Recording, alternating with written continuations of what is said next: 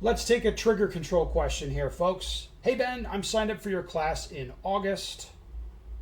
I don't know, probably Minnesota? I don't know. And looking forward to it. In the meantime, what would be the most effective drill to increase trigger control? Specifically, yanking the gun down as a lefty during a high rate of fire.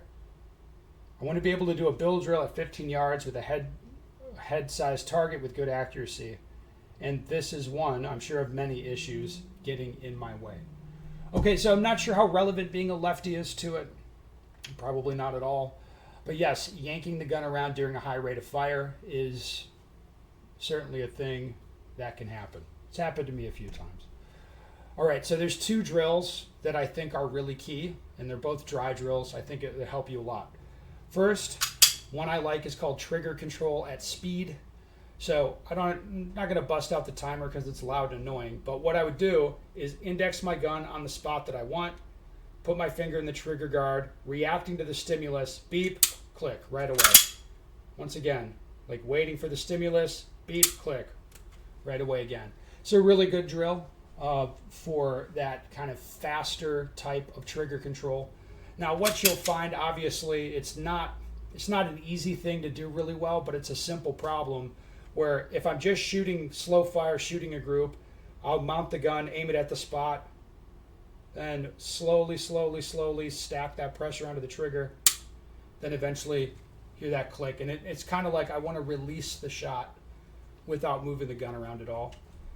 Follow-on shots are irrelevant for that. Like I don't have to hold it in such a way that it's going to return predictably. That doesn't really matter for the slow fire stuff. Now, when you start doing it fast, you're going to be holding on the gun so you can return it predictably, of course. And the trigger presses have to be a lot faster.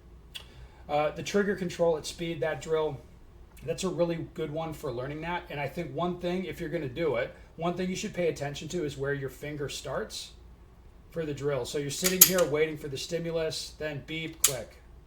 All right, right away.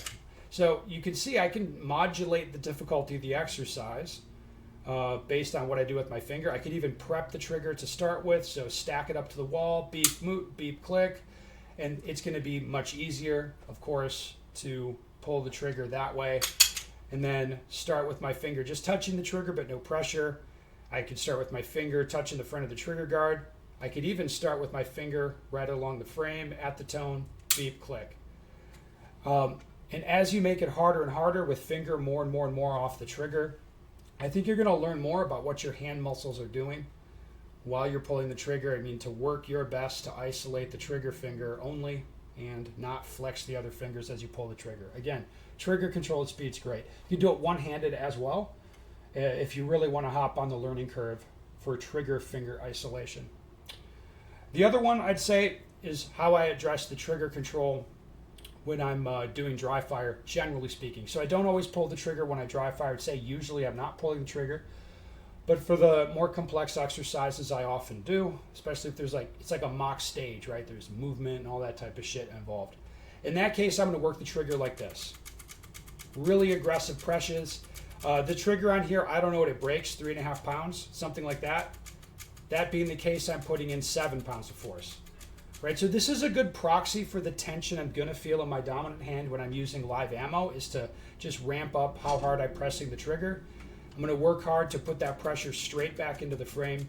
And you can see my fingers coming out of contact with the trigger during this. Right, so if it was a live gun, I would be resetting it. That's why I kind of emphasize doing that. So two things that I see that I don't like when people do this type of trigger control is they'll do this. Just tap the trigger. It's like, that's not realistic. That's not really the feel of it when you're doing it for real, would be my criticism. So don't do that. Don't just tap. You want to press into it hard, all right? And then I can assess the movement of the sight, right? The sight shouldn't be moving around. It should just be kind of floating on the spot I want. And when I start doing this, like reefing on the trigger, that's really obvious to see. So like, generally speaking, dry fire trigger presses fast, aggressive. Make sure you reset the trigger and press back in with more force than you need to set the gun off.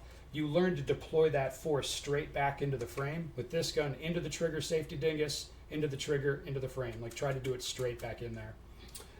I would explore those two drills, or those two ways of pulling the trigger dry if you have not done so. I think you can benefit a lot from it. If you have questions, comments, put it down below.